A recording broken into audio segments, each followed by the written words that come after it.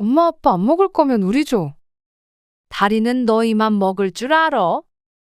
너희 아빠도 다리 좋아해. 지난번에 보니까 장인어른이랑 장모님 두 분 다 안 좋아하시는 것 같던데. 그러게. 닭다리가 의외로 제일 질긴 부위야. 엄마 아빠 치아 건강 생각해야지. 차라리 가슴살 드세요. 그리고 얼음 먼저 드시라고 하고 먹어야지. 너희가 홀랑 가져가 버리면 어떡해? 에이, 뭐 이런 걸 가지고 그래. 우리도 맛있는 거 먹을 줄 알아. 똑같이 먹든지 아니면 적어도 의사는 물어보고 먹어야지. 먹고 싶은 사람이 먼저 먹으면 되지. 먹는데 그런 게 어디 있어? 아, 장인어른. 먼저 가져가시지. 아, 왜 먹는 걸로 치사하게 눈치를 줘? 오늘 이야기 속 주인공은 63세 김정란 씨입니다. 그리고 그녀의 딸과 사위에 관한 이야기이죠. 김 씨는 살다 닭다리 때문에 자식과 다투게 될 줄은 꿈에도 몰랐습니다. 세상에서 가장 치사한 것이 먹는 것 가지고 서럽게 하는 것인데 그걸 김 씨의 딸이 김 씨 부부에게 할 것이라고는 생각해 본 적이 없었습니다. 정작 딸은 식탐도 많지 않았는데 결혼하고 나서부터 달라졌습니다. 사위가 생기면서 말이죠. 부모 입에 들어가는 것보다 사위 입에 들어가는 것부터 챙기는 딸. 이해했습니다. 보기 좋다고 생각한 적도 있었습니다. 하지만 어쩔 땐 도가 지나칠 때도 많았습니다. 4명이서 닭 한 마리를 먹어도 닭다리 2개는 전부 사위의 입으로 들어갔습니다. 그리고 날개도 2짝이라 하나를 딸이 챙기면 김 씨 부부는 거의 퍽퍽한 살만 먹게 되었습니다. 요즘엔 닭가슴살을 좋아하는 사람도 많다지만 안타깝게도 김 씨 부부에겐 해당이 되지 않는 말이었습니다. 꼭 닭다리가 먹고 싶어서 추태를 부리는 게 아니었습니다. 부모 생각이라고는 눈꼽만치도 안 하는 자식 때문이었습니다. 그래놓고는 공짜로 애나 맡길 줄이나 아는 딸에게 이번에는 제대로 알아먹을 수 있도록 가르쳐 줄 생각이었습니다. 김 씨는 아들 하나, 딸 하나가 있었습니다. 아들, 딸 잘 키워 무탈하게 결혼시켰으니 이제는 걱정 없이 살겠구나 싶었습니다.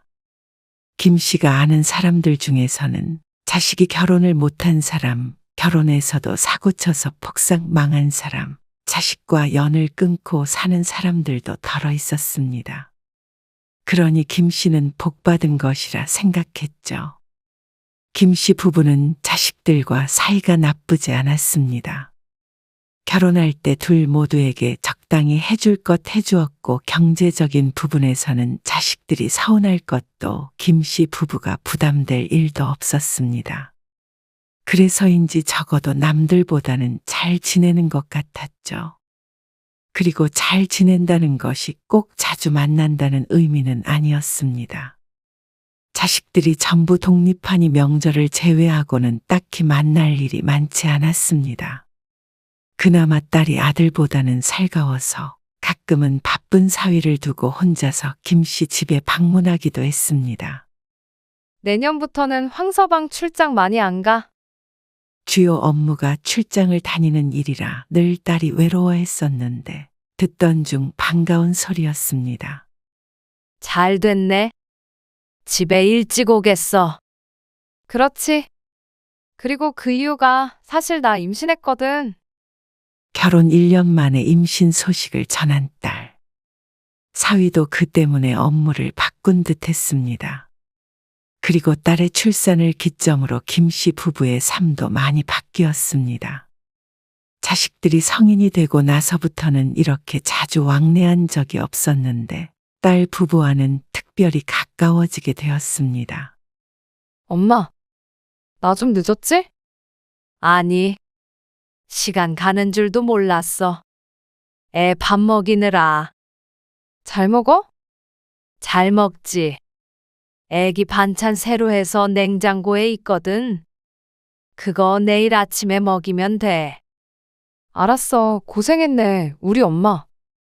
정신없지? 없지. 이제 또 밥 차려야 하네. 황서방 냈는데?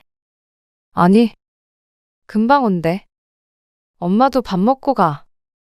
아이고, 그럼 늦지. 아빠도 밥 차려드려야지. 오늘 아빠가 데리러 와? 아니, 집으로 바로 온 데서 버스 타고 가려고. 김 씨는 짐을 챙기며 딸에게 인사를 했습니다. 손주를 낳고 딸은 1년간 휴직을 했습니다. 그래서 직접 아이를 돌보다가 3개월 전부터 다시 회사에 나가고 있었습니다. 그 때문에 김 씨가 딸의 집에 와 있는 것이었습니다. 어린이집이 끝나고 딸 부부가 퇴근하기까지 서너 시간 동안 아이를 봐주는 게 황 씨의 역할이었습니다. 딸의 부탁에 길게 고민하지는 않았습니다. 물론 이 나이에 육아를 하는 게 힘들었지만 그래도 길지 않은 시간이고 내 새끼 봐준다는 생각으로 하고 있었죠. 그러다 보니 김 씨는 딸을 주중엔 매일 보게 되었고 종종 김 씨를 데리러 오는 남편도 딸과 일주일에 2번은 마주쳤습니다. 그 어느 때보다도 가까워진 사이였습니다. 아침에 딸이 출근할 때 왔다가 퇴근하면 바로 김 씨도 집으로 돌아왔습니다. 아이고, 배고프다. 오늘 미진이가 퇴근을 좀 늦게 했어요. 얼른 밥 먹자. 남편이 말하며 냉장고에서 반찬들을 주섬주섬 꺼냈습니다. 김 씨는 아침에 먹다 남은 찌개를 덮이고 간단히 계란찜도 하나 했죠. 그러니 몇 분 만에 뚝딱 저녁 사이 차려졌습니다. 오늘 미진이가 밥 먹고 가라고 그러더라고요. 그래? 먹고 오지 그랬어? 배고프다고 난리치던 양반이. 난리는 무슨? 밥 먹고 온다고 했으면 나도 먹었지. 밥까지 먹고 가면 미진이도 힘들겠죠? 하기야, 김 씨는 딸이 저녁 식사를 차리기 전에 늘 돌아왔습니다. 괜히 음식 차리는 걸로 딸이 부담이 될까봐 그런 것도 있었고 굳이 사위도 불편하게 할 건 뭐 있나 싶었습니다. 근데 언제까지 애기 봐달라는 거야? 남편이 영 불편한 듯 했습니다. 저녁 시간에 김 씨가 없으니 그럴 만도 했습니다. 글쎄, 내년까지만 봐주면 되지 않을까요? 그렇게나 오래? 그래도 애가 어느 정도 커야 어린이집에 오래 맡기죠. 그건 또 동의를 하는지 남편이 아무 말 없이 고개를 끄덕였습니다. 김 씨는 딸에게 아무런 돈도 받지 않고 애를 봐주고 있었습니다. 달라는 말도 하지 않았고 주겠다는 말도 하지 않았습니다. 하지만 그걸 가지고 김 씨도 남편도 서운하게 생각하진 않았습니다. 돈 때문에 직접 애도 돌보지 못하고 직장에 나가는 딸인데 애 봐준 비용을 달라고 하면 그게 무슨 의미가 있나 싶었습니다. 하루에 서너 시간 정도이고 이것도 한때라고 생각했습니다. 좀만 더 크면 손주를 보고 싶어도 수시로 볼 수 없을 테니 이 시간을 소중하게 생각하자 싶었습니다. 그런 마음을 딸 부부도 모르는 것은 아니었는지 김 씨의 생일이 되기 얼마 전에 외식을 제안했습니다. 황서방이 엄마 애 보느라 고생한다고 생일 선물 겸 한우 쏜대. 한우를. 외식비가 높으니 4명이서 한우를 먹으면 꽤나 가격이 나갈 것 같았습니다. 너무 비싼 거 아니야? 황서방이 낼 거니까 걱정 마. 사위가 그래도 장모 생각을 해주나 보다 싶어서 감동스럽기까지 했습니다. 비싸서 자주 먹지는 않아도 김씨 부부는 돼지고기보다 소고기를 선호했습니다. 그런데 사위가 대접을 해준다니 마음이 좋았죠. 우와. 여기 인터넷에 많이 나오던데 진짜 비싸네. 그러게. 그래도 엄청 맛있대. 엄마, 아빠, 많이 드세요. 그런데 메뉴판을 보니 가격이 헉소리가 나왔습니다. 식당 외관이 고급스럽다 생각은 했는데 소고기 가격이 상상 이상이었죠. 하지만 그만큼 먹음직스럽긴 했습니다. 제가 굽겠습니다. 사위가 집게와 가위를 가져가며 말했습니다. 그리고 자글자글 고기가 익어가는 모습을 보니 괜스레 더 배가 고파지는 것 같았죠. 어? 이거 익었다. 딸이 불판 위에 있는 고기를 젓가락으로 한 점 집어서 사위의 입에 넣어 주었습니다. 익었네. 그러면서 사위가 고기를 굽던 집게로 고기를 집어 자기 입에 쏙 넣었습니다. 아직 안 익은 것 같은데. 김씨 부부도 소고기는 살짝 덜 익혀 먹긴 하지만 딸네 부부는 거의 겉면만 익혀서 먹는 것 같았습니다. 김씨가 고기 한 점을 살짝 가장자리로 끌고 왔습니다. 조금 더 익혀서 먹을 요량이었습니다. 집게로 여러 점 집어먹던 사위가 감탄했습니다. 진짜 맛있다. 육즙이 역시 비싼 건 다르긴 다른가 보네. 그러게. 딸도 맛있게 먹고 있었는데 정작 김씨 부부는 아직 맛도 보지 못했습니다. 그런데 딸이 김씨 앞에 있던 소고기를 집어서 가져가 버렸습니다. 순식간에 불판이 비었습니다. 김씨 부부가 젓가락만 빨고 있는데 사위가 또다시 고기 한 덩이를 불판 위에 올려놓았습니다. 좀 많이씩 굽는 게 어때? 그래야 김씨도 맛도 좀 보고 할 것 같았습니다. 원래 소고기는 많이씩 구우면 안 되는 거 아시죠? 그러면 질기고 맛없어요. 그래? 네. 핏기만 가시면 먹는 거예요. 하지만 사위는 핏기가 가시기도 전에 먹는 것 같았습니다. 대충 구워진 고기를 큼직하게 자르자 6조각 정도가 나왔습니다.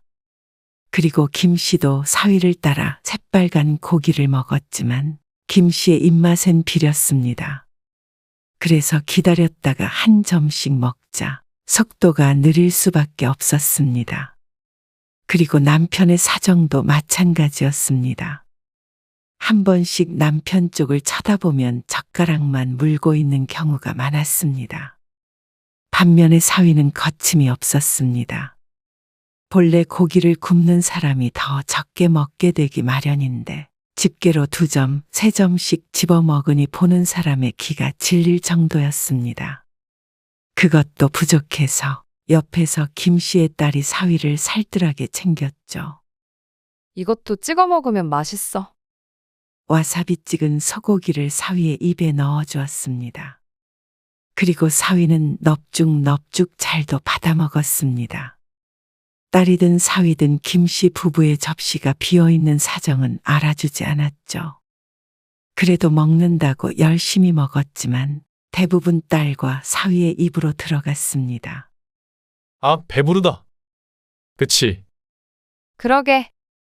양이 얼마 안 되는 것 같아서 부족할 것 같았는데 의외로 많네. 더 안 시켜도 되겠지? 딸이 젓가락을 내려놓으며 물었습니다. 하지만 사실 김씨는 배가 차지 않았습니다. 아무리 후하게 세어도 10점을 채 못 먹은 것 같았습니다. 많이 드셨어요? 사위도 젓가락을 내려놓으며 물었습니다. 그러자 남편도 들고 있던 젓가락을 놓으며 대답했습니다. 그래. 잘 먹었어. 메뉴판을 힐끔하는 게 남편도 배가 안 찼지만 비싼 고기 더 시키자 하는 것이 눈치가 보이는 모양이었습니다. 사위가 산다고 했는데 괜히 돈이나 더 쓰게 하자는 심보로 보일까봐 그런 듯 했습니다. 그래서 김씨도 자리에서 일어났습니다.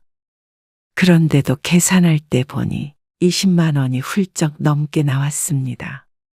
그런데 집에 오고 나서 김씨와 남편은 서로 약속한 듯이 냉장고 문을 열었습니다.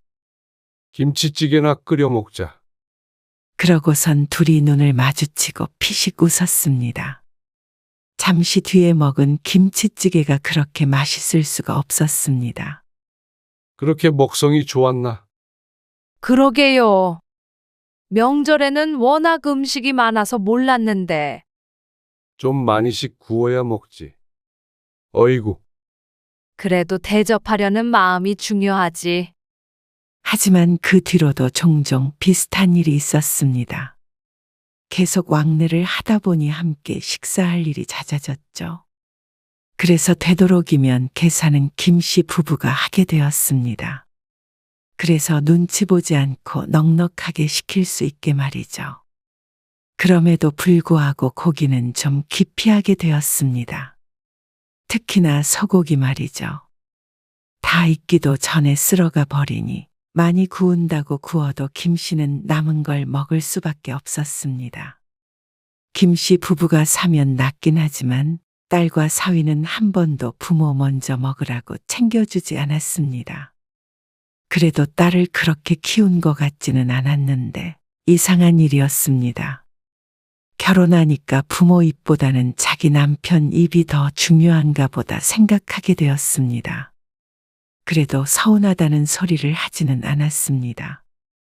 먹는 걸로 괜히 치사스럽다고 생각할까 싶어서 그랬습니다. 김 씨가 생각하기에도 이런 일로 따지기에는 얼굴이 좀 뜨끈해질 것 같았습니다. 하지만 사람은 말을 안 하면 알 수가 없고 늘 가장 기분 상하게 하는 것은 사소한 일이었습니다. 엄마, 이번 어버이날에 어머님이 서준이만 데리고 놀러 가신다고 하거든. 그래서 황서방이랑 나랑 엄마 집에서 저녁 먹으려고. 그래? 잘 됐네. 뭐 먹고 싶어? 황서방이 백숙 먹고 싶다고 하던데. 웬 백숙? 그냥 요즘 몸이 허하다고. 그래? 알겠어. 그럼 그때 시장 다녀와야겠네. 마침 5일 장날이라 잘 됐다 싶었습니다. 그래서 당일이 되었을 때 닭 한 마리를 사고 그 앞에 수산물 시장에서 전복과 낙지도 2마리 샀습니다. 몸이 허하다길래 걱정이 되었습니다. 닭이 한 마리면 되나? 닭이 엄청 커요. 그리고 다른 것도 많이 샀으니까. 그리고 닭발도 5,000원어치 사서 양념을 할 생각이었습니다. 그러니 음식은 충분하다고 생각했죠. 그런데 남편의 말처럼 2마리를 샀어야 했습니다. 식탁에 백숙을 내오고 낙지와 전복을 잘라서 나눠줬습니다. 벌써 힘이 나는 것 같네요. 그래? 많이 먹어. 그러자 딸이 닭다리 하나를 크게 뜯어 사위의 접시 위에 올렸습니다. 김씨 부부는 백숙이나 달교리를 먹으면 늘 다리는 남편이 먹고 날개를 김씨가 먹었습니다. 김씨는 다리살을 그다지 좋아하지 않고 부드러운 날개가 더 좋았죠. 그래서 나머지 다리 하나는 남편이 먹는가 보다 싶었습니다. 그런데 사위가 그새 닭다리 하나를 다 먹고 나머지 하나를 뚫어지게 쳐다보는 것이었습니다. 누구나 느껴질 정도로 강렬한 눈빛이었습니다. 그러자 닭다리를 먹으려던 남편도 엉거주춤 닭다리를 들어올리며 물었습니다. 하나 더 먹을 텐가? 주시면 감사히 먹겠습니다. 사위는 꾸벅하더니 얼른 고기를 받아들었습니다. 그러자 조금 황당했습니다. 남편이 주긴 했지만 닭다리 2개를 사위 혼자 홀랑 먹어버릴 줄은 몰랐습니다. 게다가 그 상황에서 사위에게 먹을 거냐고 물어보지 않을 수가 없었습니다. 순서가 잘못돼도 한참 잘못된 것 같았습니다. 이렇게 내 식구가 먹으면 일단은 누가 좋아하던 안 하던 김씨 부부의 접시 위에 먼저 닭다리가 올라가야 하는 거 아닌가 싶었습니다. 일반적으로 닭고기 부위에서 가장 좋은 것으로 여겨지는 게 닭다리이니까 말이죠. 먼저 어른에게 주면 어른이 사양을 하고 사위나 딸에게 주는 게 맞는 순서 같았습니다. 이런 생각을 하는 내가 벌써 늙었나 싶었습니다. 하지만 이건 꼰대인 게 문제가 아니라 밥상 예의가 아닌가 했습니다. 하지만 기분 좋게 만나서 닭다리 하나 가지고 이러쿵 저러쿵 가르치려 들기는 찜찜한 기분이 들었습니다. 남편에게 김씨의 접시에 있던 날개를 주었습니다. 해산물도 좋아하지 않아 전복이나 낙지도 먹지 않은 남편이 먹을 게 없을 것 같았습니다. 그래서 다음에 혹시라도 또 닭을 먹을 일이 있다면 꼭 2마리를 사야겠다고 생각했습니다. 2마리는 너무 많을 것 같아서 1마리만 했더니 이런 애로사항이 있을 줄은 몰랐습니다. 2마리 하면 다리가 4개니까 딱 괜찮겠다 싶었습니다. 그리고 다음 해 말복되었습니다. 식당에서 백숙을 2마리 시키자 종업원이 고개를 갸웃거렸습니다. 아직 아이는 어려서 한 사람 몫을 못할 텐데 2마리는 너무 많지 않겠느냐고 했습니다. 저 많이 먹습니다. 사위도 1마리로는 적은 모양이었습니다. 죽도 나오고 코스로 나오는 곳이라 2마리는 많을 것 같긴 하지만 남으면 싸가야지 하는 생각이 있었습니다. 그리고 닭이 나오자마자 딸이 얼른 닭다리를 집어 사위 접시에 하나, 그리고 자기 접시에 하나를 올려두었습니다. 그래도 그러려니 했습니다. 남은 게 2개이니 말이죠. 김 씨는 날개를 하나 집어먹었고 남편이 닭다리를 집으려고 하는데 사위가 하나 더 집어서 자기 접시 위에 올려두었습니다. 아직 먼저 가져간 게 남았는데도 말이죠. 참 이런 거 보면 식탐이 대단하다 생각이 들었습니다. 요즘 세상에 어떻게 자랐길래 저럴까 싶기도 했습니다. 먹는 거 가지고 자꾸만 사람이 달리 보이게 되어서 김 씨도 기분이 좋지 않았습니다. 보통은 이렇게 넷이서 오면 하나씩 가져가는 게 정상이 아닌가 싶었습니다. 나머지 다리 하나를 집어 남편에게 주었습니다. 그러자 남편이 말했습니다. 서준이도 닭다리 먹어야지. 아직 어려 하나를 다 먹지 못하니 딸과 함께 나눠 먹으면 되지 않나 싶었습니다. 당신 먹어요. 서준이 줘. 아니면 당신 먹던가. 나는 날개 먹을 거야. 그렇게 둘이서 잠시 옥신각신 하고 있는데 딸이 눈치 없이 말했습니다. 엄마 아빠 안 먹을 거면 우리 줘. 황당했습니다.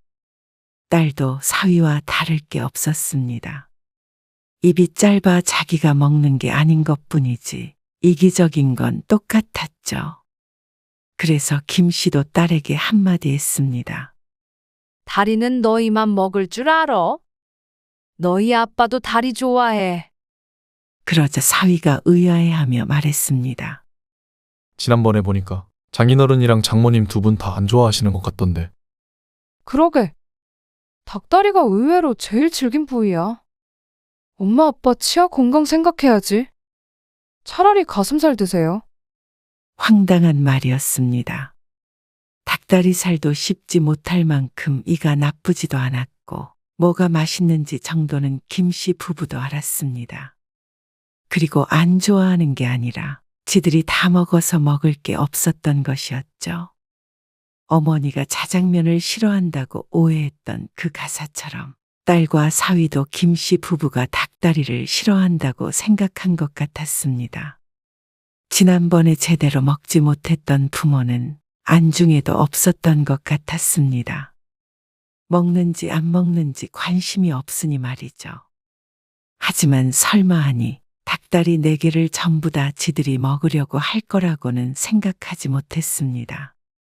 정말 쪼잔해지는 것 같아서 말하고 싶지 않지만 계속 이래서는 다시는 함께 식사를 하지 못할 것 같았습니다.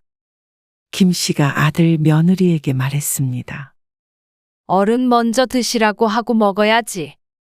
너희가 홀랑 가져가 버리면 어떡해? 에이, 뭐 이런 걸 가지고 그래? 딸이 입이 삐죽거리며 말했습니다. 그리고 사위는 뭐가 문제인지 도무지 모르는 눈치였습니다. 우리도 맛있는 거 먹을 줄 알아. 똑같이 먹든지 아니면 적어도 의사는 물어보고 먹어야지. 먹고 싶은 사람이 먼저 먹으면 되지. 먹는데 그런 게 어디 있어. 아, 장인어른. 먼저 가져가시지. 사위가 왠지 풀이 죽은 목소리로 말했습니다. 하지만 말투는 그랬지만 그 말 뜻은 먼저 가져가지 않은 김씨 부부의 탓이라는 듯 했습니다. 가져갈 틈이라도 줬으면 모르겠지만 황당했습니다. 왜 먹는 걸로 치사하게 눈치를 줘? 그러고 찬물을 벌컥벌컥 마시는 딸. 그 뒤로 사위도 눈치를 보며 식사를 이어갔지만 기분은 상해 보였습니다. 차마 장인 장모에게 뭐라고 하진 못하고 속으로 사귀는 것 같았습니다. 괜한 얘기한 거 아닌가 몰라. 집에 돌아온 남편이 걱정스럽게 중얼거렸습니다. 식사 분위기가 자신 때문에 엉망이 된 것 같아서 마음이 무거운 듯 했습니다. 하지만 김 씨는 그게 잘못된 지적이라고 생각하지 않았습니다. 한두 번도 아니고 여러 번 그러했다면 분명히 말해줘야 한다고 생각했죠. 앞으로 같이 식사를 안 하면 그만이겠지만 가족인 이상 그게 될 리가 없었습니다. 아직 김 씨가 아이를 몇 달 더 봐주기로 되어 있었고 말이죠. 그런데 다음날 오후에 딸에게서 장문의 메시지가 도착을 했습니다. 너무 섭섭했다고 말이죠. 왜 사위에게 먹는 걸로 서럽게 하냐며 이해가 안 간다고 했습니다. 그리고 먹고 싶은 사람이 알아서 먹으면 되지. 왜 잘 먹고 있는 사람에게 역정을 내냐고 따졌습니다. 그렇게 닭다리가 좋으면 실컷 드시라고 먹으라고 해서 먹었는데 뭐가 문제냐고 따지는 딸을 보니 기가 찼습니다. 누가 닭다리가 먹고 싶어서 그런 말을 한 줄 아는 것인지, 왜 그런 말을 했는지 스스로를 돌아볼 생각은 전혀 하지 않고 부모에게만 섭섭하다는 자식이 얄미웠습니다. 그것 좀 사위에게 양보하면 어떠냐는데, 그렇다면 반대로 그것 좀 부모에게 양보하면 어디가 덧나는 모양이었습니다. 사위가 그래도 부모 눈치 봐서 말려야 하는 입장이 딸이라고 생각했습니다. 하지만 철없는 딸의 대처를 보니 애초에 잘못된 것을 모르는 것 같았죠. 그래서 김씨 부부는 직접 보여주기로 했습니다. 스스로가 어떤지 모른다면 두 눈으로 확인하도록 하면 됐습니다. 거울 치료라고 딸이 드러나 봤는지 몰랐습니다. 애를 봐줘야 하니 딸이 삐진 것과는 상관없이 다시 만날 수밖에 없었습니다. 딸과 사위가 출근하기를 기다렸다가 김씨가 말했습니다. 너희 아빠가 통닭 사온다는데 같이 먹자. 닭을 먹자고. 딸은 황당하다는 반응이었습니다. 닭 때문에 그 난리가 났는데 또 닭이 넘어가냐는 듯한 말투였죠. 물론 김 씨도 잘 넘어갈 리가 없었습니다. 통닭 좋아요? 사위는 딸 같은 반응을 보이진 못했습니다. 그래서 김 씨는 집으로 돌아가는 시간을 늦췄습니다. 3, 40분쯤 기다리자 남편이 통닭을 손에 들고 딸의 집으로 들어왔습니다. 몇 마리야? 2마리 사왔지. 아, 옛날 통닭이네요. 이거 맛있죠? 작은 닭을 통째로 튀긴 옛날 통닭이었습니다. 딸도 군침이 돌았는지 슬금슬금 관심을 보였죠. 접시랑 가위 좀 갖다 줄래? 가위? 손으로 뜯어 먹으면 되지. 뜨겁잖아. 딸이 가위를 가져와 김 씨에게 건넸습니다. 손으로 잡고 뜯으려는 사위를 말리고 김 씨가 달게 가위질을 하기 시작했습니다. 그런데 점점 딸의 표정이 요상해졌습니다. 왜 그렇게 잘라? 남편은 잠자코 지켜보고 있었고 김 씨도 별다른 대꾸를 하지 않았습니다. 2마리의 닭을 가로로 3등분을 마친 김 씨가 가장 위쪽에 날개 2개가 달려있는 부분은 자신의 접시에 놓고 가장 밑에 다리가 2개 달려있는 부분은 남편의 접시 위에 놓았습니다. 그렇게 2마리 다 배분을 하니 가운데 토막만 덩그러니 남았습니다. 나머지는 너희끼리 알아서 먹어. 이게 뭐야? 우리는 퍽퍽살만 먹으라고? 너희도 30대면 슬슬 치아 건강 생각해야지. 닭가슴살이 근육도 생기고 좋다더라. 요즘엔 일부러 그 부분만 사 먹잖아. 장모님, 저 닭가슴살 안 먹는데. 아이고, 먼저 가져가지. 네? 사위가 당황스러운 표정을 지었습니다. 그리고 딸이 기가 찬 표정으로 들고 있던 나무젓가락을 식탁 위에 내려놓았습니다. 아니, 이게 뭐야? 닭을 이렇게 나눠 먹는 사람이 어디 있어? 상식적으로? 상식? 그래. 자를 거면 세로로 잘라서 각자 하나씩 가져가던지 해야지.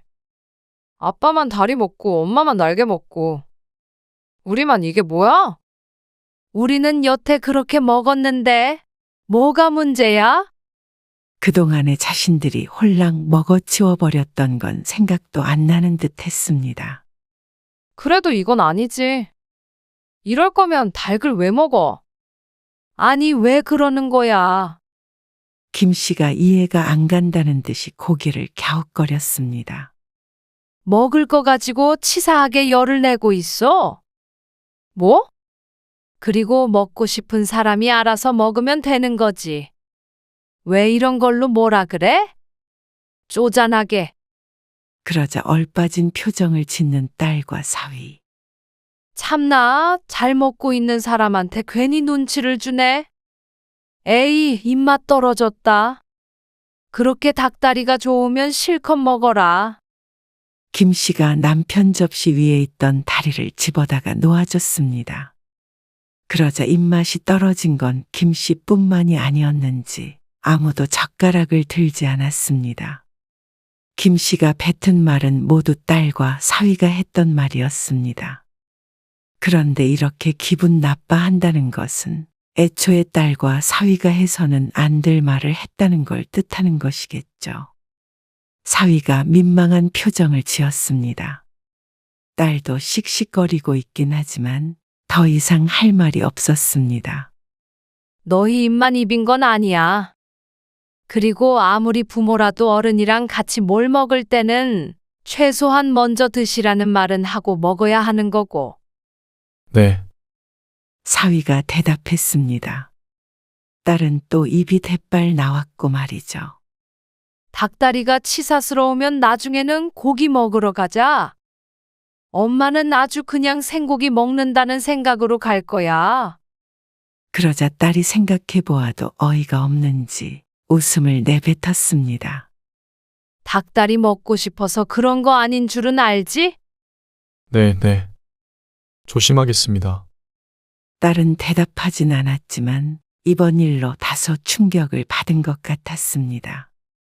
자신들이 얼마나 얌체 같았는지 직접 눈으로 확인해 보니 조금 놀란 것 같기도 했습니다. 딸의 문자 메시지를 받고 김 씨도 확 연락을 끊고 애도 안 봐줘버릴까 생각하기도 했습니다. 물론 이번에도 또 그런다면 더 이상 치료가 불가능하다고 생각하고 연락을 끊을 수도 있겠죠. 그만큼 부모의 말은 귓등으로도 안 듣고 존중하지 않는다는 뜻이었으니 말이죠. 하지만 딸과 사위의 표정을 보아하니 어느 정도 초기 치료는 된 듯 보였습니다. 앞으로도 어느 때고 같이 밥 먹을 일이 있을 텐데 정신을 차렸기를 바랄 뿐이었습니다.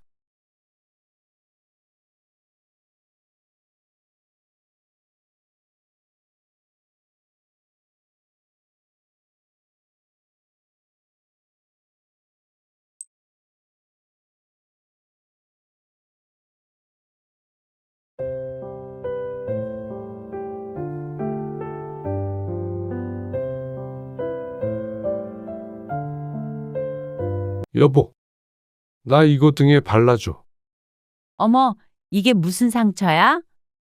아, 오늘 아침에 회사에서 누가 서랍장 같은 걸 옮기다가 등을 찍었는데 쓰라려 죽겠네. 그때 들리는 현관 비밀번호를 누르는 소리. 곧이어 들어온 며느리가 깍하고 소리를 질렀습니다. 아버님, 왜 옷을 벗고 계세요? 아니, 집에 누가 올지 모르는데 왜 문 앞에서 그러고 계세요? 옷 좀 제대로 갖춰 입고 계시지. 연락도 없이 이렇게 들이닥치는 애가 어디 있어? 들이닥치다니요? 그냥 같이 밥 한 끼 먹으려고 왔죠. 애도 맡길 겸. 뭐? 이러고 어떻게 밥을 먹어? 얼른 나가봐. 주말에 우리 둘이 약속 있고 너희 때문에 네 아버지 욕실에서 나오지도 못하고 계신다. 가족끼리 뭐가 어때서요? 유정이는 그럼 왜 소리를 질러? 남이 집에 들어온 게 누군데? 누구더러 옷을 갖춰 입으라 그래? 언제 온다고 얘기나 했니? 오늘 이야기 속 주인공은 64세 이명심 씨입니다. 그리고 그녀의 아들과 며느리에 관한 이야기이죠. 이 씨는 이런 일로 골머리를 썩을 거라고는 상상조차 하지 못했습니다. 수십 년 전, 이 씨의 시어머니는 이 씨 집의 열쇠를 복사해서 가지고 있었습니다. 그래서 언제든지 원하는 때 찾아오곤 하셨습니다. 한창 신혼 때도 그랬고, 아이를 낳은 뒤에는 더했습니다. 참다 못해 남편에게 말했더니 이 씨의 고충을 이해하고는 그 뒤로는 열쇠를 회수했죠. 물론 그 과정이 평탄한 것은 아니었습니다. 그래서 이 씨는 훗날에 며느리나 사위가 생긴다면 절대 그러지 말아야겠다고 생각했습니다. 하지만 그걸 며느리에게 자신이 당할 것이라고는 상상도 못했죠.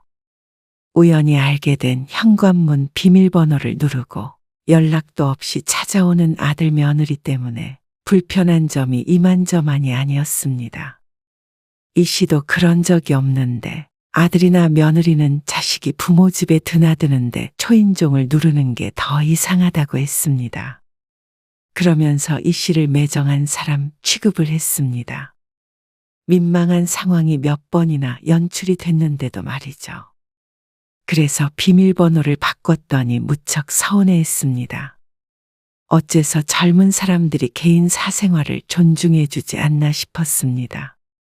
당해보질 않으니 모르는 듯 했습니다. 얼마나 불편하고 불쾌한 일인지를 말이죠.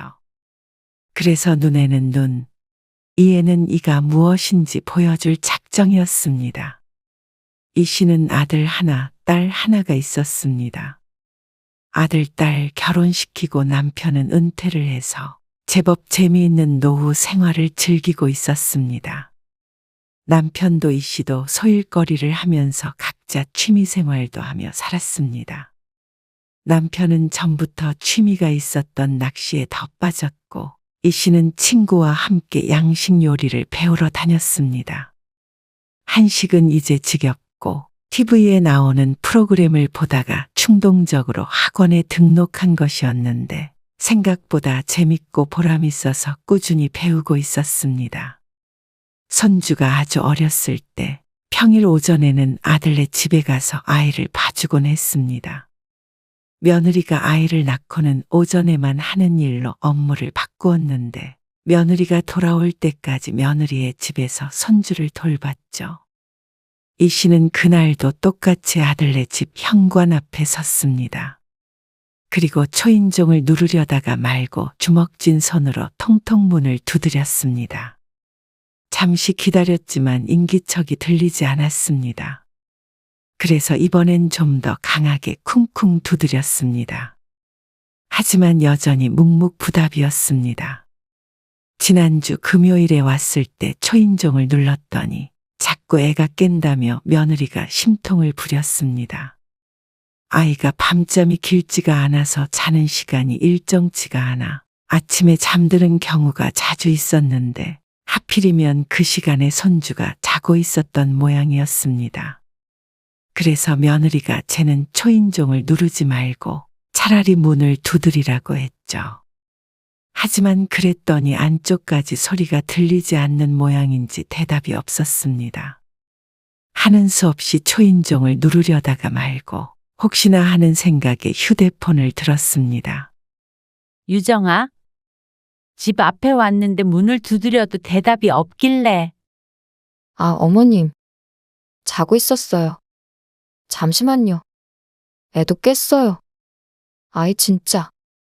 그러고서는 뚝 끊어진 전화. 당황해서 이러지도 저러지도 못하고 서 있자 달칵 하는 소리와 함께 문이 열렸습니다. 며느리는 아이를 안은 채였습니다. 내가 깨웠어? 미안해. 아니에요. 진동 소리가 커요. 하지만 말과는 다르게 며느리의 인상은 미세하게 구겨져 있었습니다. 이 씨가 도착하니 며느리가 아이를 넘겨주었습니다. 그리고는 외출 준비를 했습니다. 잠시 뒤 며느리가 외출하자 집에는 이 씨와 아이만 남겨졌습니다. 이렇게 몇 시간 있다가 오후 1시쯤 되면 다시 며느리가 왔습니다. 그때 집으로 가면 되기에 크게 힘들지는 않았습니다. 다만 조금 불편한 것은 있었습니다. 아이고, 오늘 날씨가 좋던데. 우리 애기 데리고 놀이터 잠깐 나갔다 오려고 했더니 할미가 비번을 모르네. 저번에도 잠깐 집 근처 슈퍼 좀 다녀왔으면 했는데 다시 들어오질 못하기 때문에 안 나갔었습니다.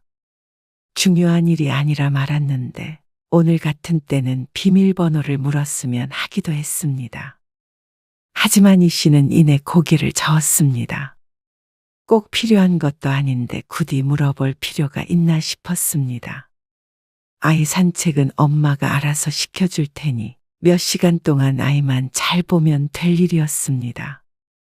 그런데 집에 돌아온 며느리가 먼저 비밀번호 얘기를 꺼냈습니다. 생각해보니까 비밀번호를 알려드리면 되겠더라고요. 앞으로는 초인종 누르지 마세요. 전화도 따로 하지 마시고요. 어차피 매일 그 시간에 오시니까 문 열리면 어머님인 줄 알게요. 그래도 비밀번호를? 네. 저희 엄마도 알고 계세요. 며느리는 어깨를 으쓱하며 대수롭지 않다는 듯이 말했습니다. 그렇다니 마음이 조금 놓였습니다. 하지만 알려주는 사람은 더 그렇겠지만 비밀번호를 받는 사람의 입장에서도 마음이 편한 것은 아니었습니다. 조금 불편했습니다. 하지만 며느리의 말대로 아무 때나 가는 것이 아니라 이 씨가 며느리네 집에 도착하는 시간은 늘 똑같았습니다. 늘 8시쯤 도착했고 그 외의 시간에는 따로 방문해 본 적은 없었습니다. 그러니 적어도 불미스러운 일은 없겠다 싶었죠. 당신 안 나가? 내가 나가면서 태워줄까? 아침 일찍 외출한다고 외투를 걸치던 남편이 이 씨에게 물었습니다. 시계를 보니 지금 출발하면 며느리 집에 20분은 이르게 도착할 것 같았습니다. 시간이 좀 이른데.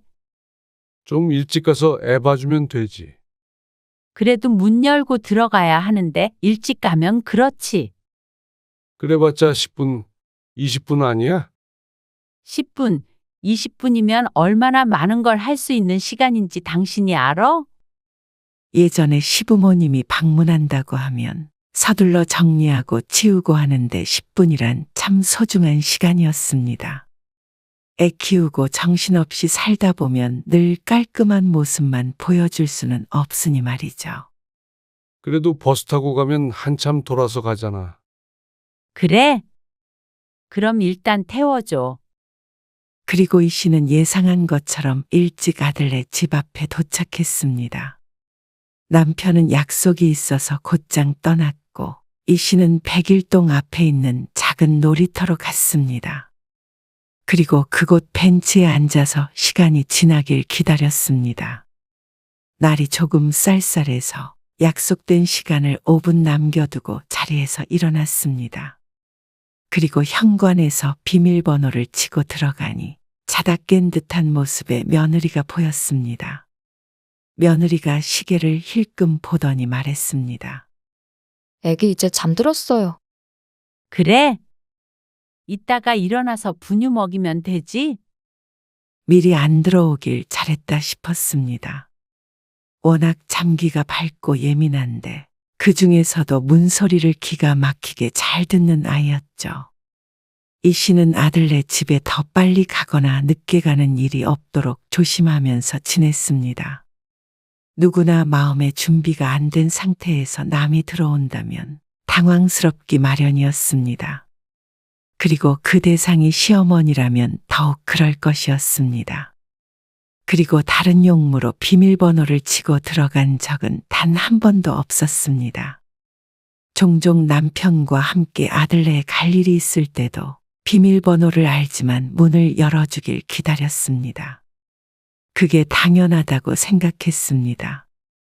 그러다 손주가 좀 더 크고 어린이집에 가게 되자 더 이상 오전에 아이를 봐주지 않게 되었습니다.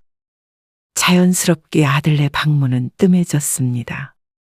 1년에 한 번이나 갈 일이 있을까 싶을 정도로 아들네 집에 방문하는 일은 거의 없었습니다.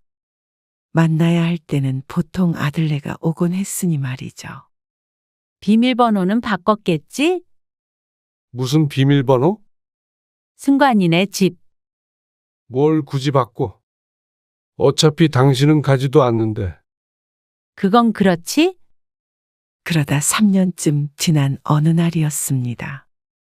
엄마, 지금 집에 계세요? 아니. 지금 아빠랑 어디 좀 왔는데. 왜?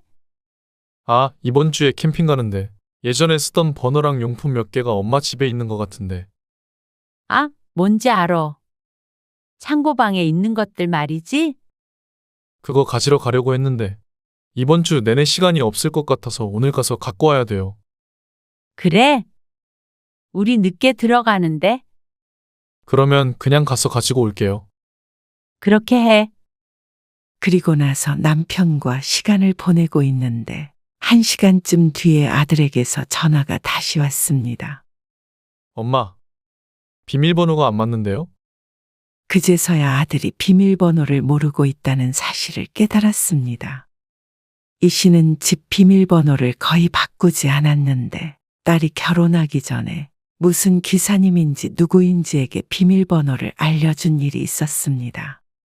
그래서 쭉 남편의 생일로 하다가 그때 이 씨의 생일로 번호를 바꾸었습니다. 아들에게 바뀐 비번을 알려줬고 아들은 물건들을 챙겨서 갔습니다. 그리고 그 일은 이 씨의 기억에서 잊혀졌죠. 2달쯤 뒤에 딸이 오랜만에 이 씨의 집에 왔습니다. 초인종 소리가 들리자 이 씨가 잠깐만 기다리라고 소리쳤습니다. 민소매 차림이라 서둘러 얇은 가디건을 걸치고 나가자 문 밖에서 기다리고 있는 딸과 사위가 보였습니다. 만삭의 딸이 반갑게 인사하며 들어왔습니다. 출산을 앞두고 있었는데 바쁘던 사위가 모처럼 시간이 났다며 같이 저녁을 먹기 위해서 왔습니다. 거기 앉아 있어 봐. 찌개가 아직 덜 끓었어. 배 많이 안 고프니까 천천히 먹지 뭐. 근데 베개 준다며? 아, 맞다. 거기 창고방 가보면 치킨 그림 그려진 쇼핑백 있거든. 거기에 넣어놨어. 전에 이 씨의 집에서 손주를 봐줬을 때 아들네가 두고 간 아기 베개가 있었습니다. 한두 번 쓴 거고 아기가 잘 자게 하는 무슨 기능이 있는 비싼 베개라길래 도로 가져가라고 했더니 귀찮다고 그냥 두었던 것이었습니다. 나중에 한 번 더 물었을 때는 이미 아이가 커버려서 못 쓴다고 버리라고 했지만 아까워서 보관하고 있었습니다. 곧 딸이 출산을 할 거라 말을 했더니 온 김에 가져가겠다고 했었죠. 그런데 작은 방에 들어갔다 나온 딸이 이 씨에게 말했습니다. 엄마 어디? 아무리 찾아도 없는데. 딸의 말에 이 씨가 가서 찾아보았지만 눈을 씻고 봐도 없었습니다. 분명히 눈에 띄는 곳에 놔뒀는데 말이죠. 그때 아들이 떠올랐습니다. 지난번에 왔다 가면서 가져갔나 보다 싶었습니다. 혹시나 하는 마음에 아들에게 전화해서 물었습니다. 혹시 그때 왔을 때 네가 애기 베개 가져갔어? 버리라고 했던 그거. 아, 그거요? 제가 가져간 건 아니고요. 아들의 대답에 의아해 하는데 아들이 말을 이었습니다. 제가 아니고 그저께 유정이가 들려서 가져온 거예요. 그 말에 이 씨의 머릿속엔 물음표가 가득해졌습니다. 아무리 기억을 뒤져보아도 며느리가 집에 왔다 간 적은 없는 것 같았습니다. 언제? 아, 지난번에 제가 번호 가지러 왔다가 그 베개 보고 유정이한테 말했더니 누구 준다고 하더라고요. 그래서 왔다 갔다고? 네.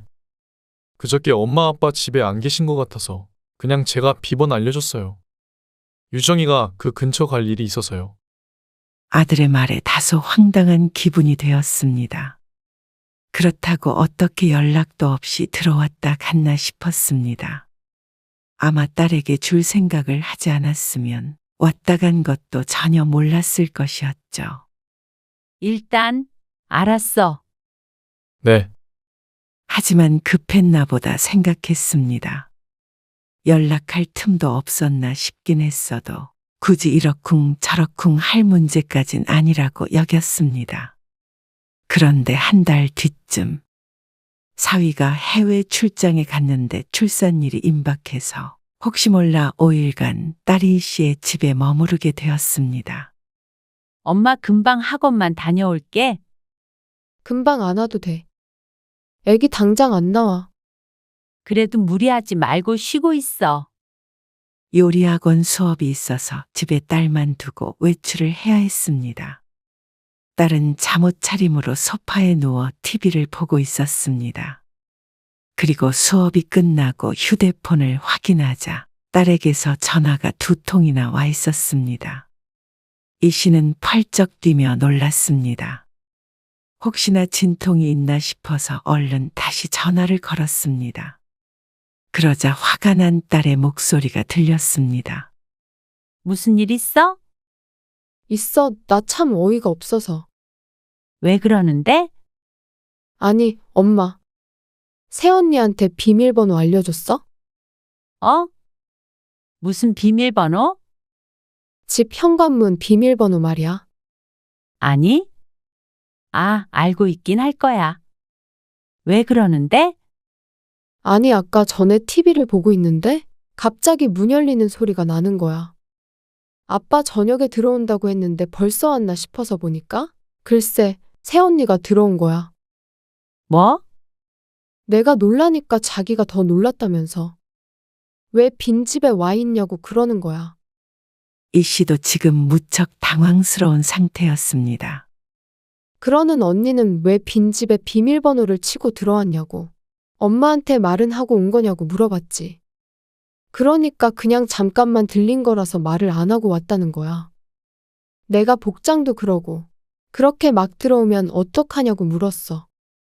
그랬더니 여자끼리 뭐가 어떠냐고 그러는 거야. 딸이 열이 받은 듯 말했습니다. 그래서 왜 온 거래? 몰라. 엄마 1시간은 더 있어야 온다니까? 그러면 가겠다고 하고 가버렸어.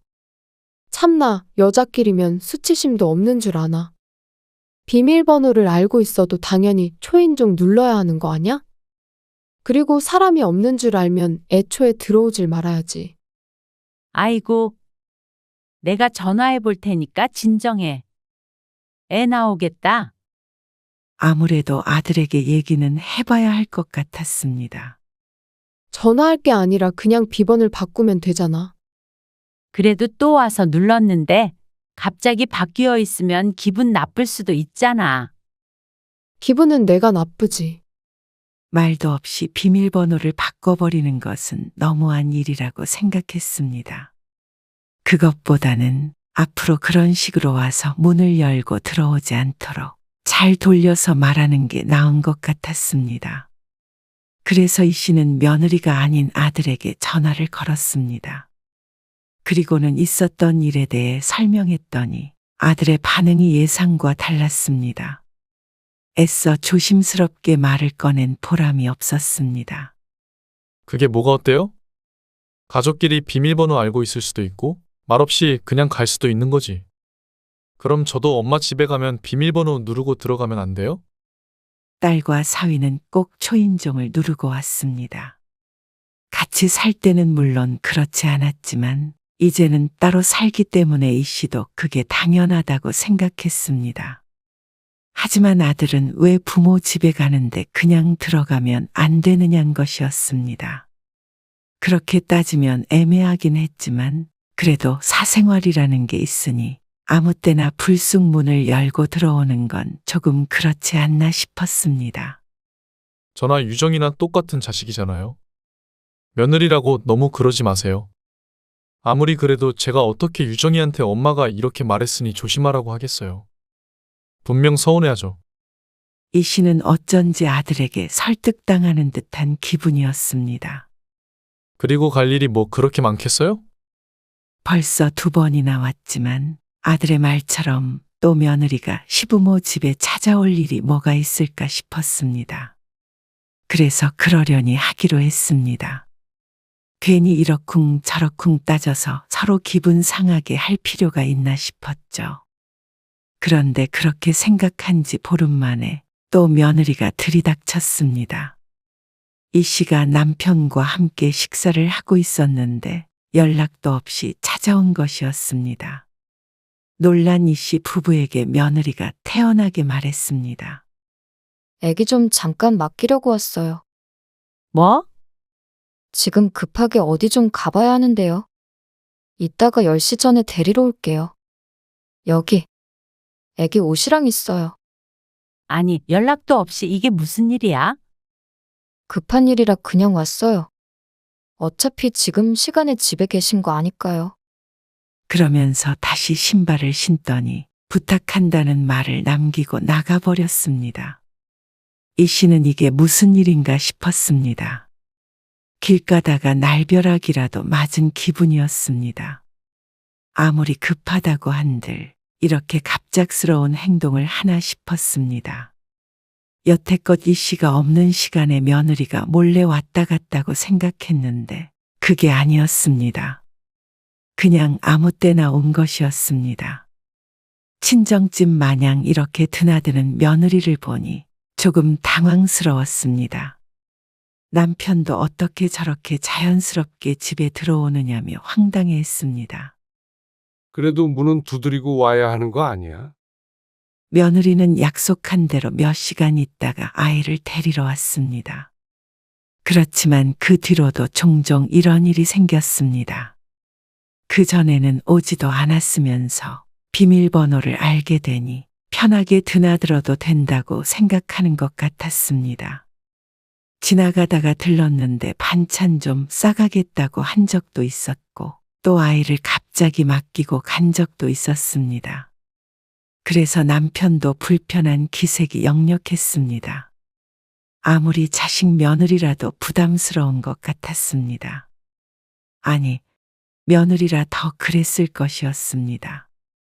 며느리가 언제 올지 몰라 편하게 있질 못한다며 투덜댄 적도 있었습니다. 그래서 이 씨가 며느리 기분 상하지 않게 지나가는 투로 말한 적이 있었습니다. 그랬더니 초인종 누르면 이 씨가 문을 열어주러 나오는 게 더 귀찮지 않느냐고 대수롭지 않게 얘기했습니다. 저는 친정집에 그냥 들어가는데요. 어머님도 저희 집에 비번 치고 들어오셨잖아요. 그때랑은 상황이 달랐습니다. 이 씨는 약속된 시간에 방문하는 것이었고 며느리는 대중이 없었습니다. 결국 얘기를 꺼내본 보람도 없었습니다. 이 이야기를 다른 친구에게 하자 오히려 이 씨를 부러워했습니다. 나도 그런 며느리 있었으면 좋겠는데? 살갑고 얼마나 좋아. 나 옛날에 아들네 집에 비밀번호 치고 들어갔다가 영 끊자는 소리까지 들었잖아. 나쁜 놈! 그 집 내가 해준 집이고 결혼 전에도 그렇게 자주 드나들었었는데 결혼했다고 비밀번호 싹 바꿔버리고 근처에 얼씬도 못하게 해. 올 때는 꼭 열흘 전에는 알려달라고 그러고 말이야. 이 씨는 그게 맞는 게 아닌가 싶었습니다. 며느리가 그렇게 불쑥불쑥 들어와도 괜찮아? 뭐 어때? 가족인데. 그렇게 못하게 하는 게 너무 정없지. 아들네도 그렇게 말하고 친구도 같은 생각이니 이 씨 부부가 너무 팍팍하게구나 싶었습니다. 그런데 며느리는 오긴 오지만 친구가 말한 것처럼 그렇게 살갑게 구는 편은 또 아니었습니다. 시부모가 보고 싶다거나 같이 시간을 보내고 싶어서 왔다기보다는 꼭 용건이 있었습니다. 무언가를 가지러 오거나 애를 맡기러 오는 그런 때 말이죠. 친딸보다도 격없게 행동하는 것과는 다르게 조금 대면대면한 면도 없지 않아 있었습니다. 그런데 이렇게 찾아오는 게 어떻게 보면 별거 아니라고 생각할 수 있겠지만 생각보다 보통 문제가 아니었습니다. 며느리들만 시부모가 문을 열고 들어가는 게 불편한 것이 아니었습니다. 시부모도 갑작스러운 며느리의 방문이 불편했죠. 적어도 오기 1시간 전에는 알려줬으면 하는 마음도 있었습니다. 아무리 깔끔하게 사는 사람이라도 집에 누가 온다고 하면 그래도 조금은 준비가 필요했습니다. 거실 테이블도 좀 정리를 하고 청소기도 한번 돌려야 마음이 편했죠. 하지만 그럴 시간도 주지 않았습니다. 그런데 아니나 다를까. 며느리가 애를 맡기고 가면서 누군가와 통화하는 소리를 우연히 듣고 놀랄 수밖에 없었습니다. 집? 그렇게 깔끔하진 않지. 내가 들어가면 뒤늦게 청소기 돌리고 하셔. 그냥 그러려니 해. 애한테 더럽게는 안 하시겠지, 설마. 아마도 안사돈과 통화를 하는 모양이었습니다. 끝까지 듣진 못했지만 어쨌거나 얼굴이 뜨끈뜨끈해졌습니다. 둘만 사는 집이라 크게 더럽혀질 일도 없지만 그렇다고 먼지 하나 없이 깔끔하냐 묻는다면 자신은 없었습니다. 하지만 아이가 왔기에 청소기를 돌린 것뿐인데 그걸 가지고 뒷얘기를 하나 싶었습니다. 그때부터 신경이 쓰이기 시작했습니다. 며느리가 찾아온 횟수를 손으로 꼽자면 그리 빈번하다고 할 수는 없겠지만 미리 연락을 주지 않으니 늘 불안했습니다. 청소도 괜히 수시로 하게 되고 외출을 할 때도 혹시 내가 없을 때 며느리가 왔다 갈까 싶어서 주변을 한 번 더 점검하기도 했습니다. 하지만 이 짓도 할 짓이 못 된다고 생각했습니다. 내 집인데 왜 편하게 있지도 못하나 생각이 드니 억울하기도 했죠. 앞으로는 올 때 미리 전화라도 한 통 해줘. 일주일 전까지는 아니더라도 적어도 하루 전에는 알려줘. 그리고 들어올 땐 초인종 누르면 열어줄게.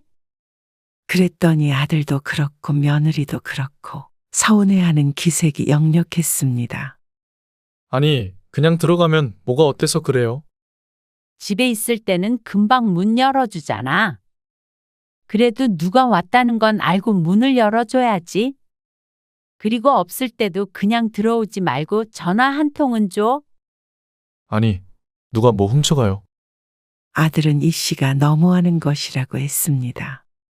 다른 부모는 안 그런다고 말이죠. 자식이 마음대로 부모 집도 못 드나든다면서 화를 냈습니다. 하지만 이 씨는 지난번처럼 아들의 말에 휘둘리지 않았습니다. 어쨌거나 아들 말대로 지내보았는데 이래저래 불편함이 컸으니 말이죠. 그리고 그 얘기를 들은 딸은 오히려 황당하다는 반응이었습니다. 진짜 새언니 특이하네. 오빠도 웃기고. 나도 엄마 집에 그렇게 들어가지는 않는데. 그러면 반대로 시어머니가 그렇게 막 들어가면 좋나? 기겁할걸? 이 씨도 해보진 않았지만 딸과 같은 생각이었습니다. 그러니 이쯤에서 확실히 얘기하는 게 나았습니다. 그 일이 있고 아들 며느리는 한참을 전화를 걸지 않았습니다. 삐졌나 싶었지만 그래도 어쩔 수 없다고 생각했습니다. 여보, 나 이거 등에 발라줘. 씻으려고 욕실에 들어갔던 남편이 팬티바람으로 다시 나와서 연고를 내밀며 말했습니다. 어머, 이게 무슨 상처야? 아, 오늘 아침에 회사에서 누가 서랍장 같은 걸 옮기다가 등을 찍었는데 쓰라려 죽겠네.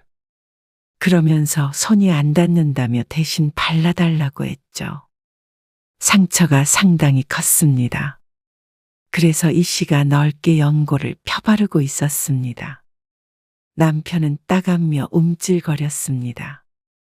그 순간 현관문에서 삑삑하는 소리가 들렸습니다. 이 씨와 남편은 설마 하는 생각에 얼음이 된 듯 그 자리에 서서 문만 바라보고 있었습니다. 그러자 들어온 며느리. 남편의 몰골을 보더니 깍 소리를 지르며 뒤돌아섰습니다. 뒤늦게 정신을 차린 남편이 헐레벌떡 욕실로 뛰어들어갔습니다. 욕실 슬리퍼를 신다가 휘청거리기도 했죠. 아버님, 왜 옷을 벗고 계세요? 난리도 이런 난리가 아니었습니다. 뒤따라 들어온 아들이 상황을 파악하고는 혀를 찼습니다. 아니, 집에 누가 올지 모르는데 왜 문 앞에서 그러고 계세요? 옷 좀 제대로 갖춰 입고 계시지. 그러면서 놀란 자기 마누라를 달래주기 바빴습니다. 기가 차서 말도 안 나왔습니다. 남편은 또 얼마나 놀랐을지 걱정이었습니다. 만약에 이 씨가 속옷바람으로 있는데 사위가 들어와서 마주쳤다면 아마 최소한 기절을 하지 않을까 싶었습니다. 아들은 주말 동안 애도 맡길 겸 같이 식사나 하자고 왔다는데 밥을 먹을 수 있는 상황이 아니었습니다. 애가 생기기 전에는 이런 일이 한 번도 없었는데 그놈의 육아 때문에 자꾸 이런 식의 방문이 생기는 것 같았습니다. 이러고 어떻게 밥을 먹어? 얼른 나가봐. 주말에 우리 둘이 약속 있고 너희 때문에 네 아버지 욕실에서 나오지도 못하고 계신다. 가족끼리 뭐가 어때서요? 유정이는 그럼 왜 소리를 질러? 남이 집에 들어온 게 누군데? 누구더러 옷을 갖춰 입으라 그래? 언제 온다고 얘기나 했니? 이 씨는 아들 내외를 쫓아내버렸습니다. 가끔씩 아이를 맡기는 것까지는 이 씨도 개의치 않았습니다. 한 달에 한두 번 정도라면 손주도 보고 좋았죠. 하지만 그러다고 이렇게 예의 없고 몰상식하게 굴어도 되는 것은 아니었습니다. 쫓겨난 아들이 전화를 걸어 항의했지만 그 길로 이 씨는 비밀번호를 바꿔버렸습니다. 진작에 이래야 했습니다. 그랬다면 누가 들어올까봐 신경 쓸 일도 없었는데 말이죠. 이런 일이 이 씨에게 일어날 거라고는 생각도 못했습니다. 며느리가 오히려 걱정해야 하는 거 아닌가 싶었습니다. 이 씨도 며느리 집 비번을 알고 있었으니 말이죠. 어째 반대로 된 상황에 어이가 없었습니다. 그리고 아들에게도 비밀번호를 바꿨으니 앞으로는 이런 일이 없었으면 한다고 얘기했습니다. 그리고 그 반응은 한결같았습니다. 유정이가 친정엄마처럼 편하게 생각해서 그러는 건데 왜 그렇게 선을 그으세요? 그리고 비번은 비상시에 알고 있어야 하는 거 아니에요? 비상시가 아닐 때도 사용을 하니까 문제지. 그리고 비상시에는 119 부를게. 유정이가 뭘 잘못한 것도 아닌데 그러세요. 부모 집이잖아요. 부모도 사생활이라는 게 있잖아. 그런 게 어디 있어요? 가족끼리 그런 게 어딨냐면서 도무지 이 씨 부부를 이해하지 못하는 아들. 며느리도 문제지만 아들도 문제였습니다. 나이 들면 사생활도 없는 주라는 모양이었습니다. 그래서 이 씨는 일주일쯤 뒤에 아들네 집에 찾아갔습니다. 난생 처음으로 연락도 없이 그냥 가서 비밀번호를 눌렀죠. 그러니까 바꾸지 않았는지 문이 열렸습니다. 마침 둘 다 집에 있었는지 아들과 며느리는 눈이 휘둥그레해졌습니다.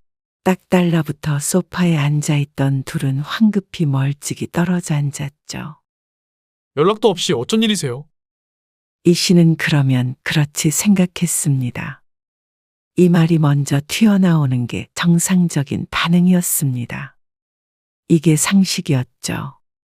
그냥 지나가다가 한번 들러봤어. 그러자 아들이 황당하는 반응이었습니다. 무슨 일인데요? 이름 무슨. 그냥 우리 손주도 잘 있나 한번 보고 그럴라 그랬지. 그리고 이 씨는 바로 다음 날에도 찾아갔습니다. 아들은 없고 며느리만 있었는데 팬티가 다 보일 정도로 짧은 반바지와 민소매 티셔츠를 입고 있었습니다. 며느리가 화들짝 놀라서 옷을 걸치고 나왔는데 이 씨가 웃으며 말했습니다. 그냥 편히 있지. 여자끼린데 뭐. 그러자 며느리의 표정이 몹시 볼만해졌습니다. 딱 2번.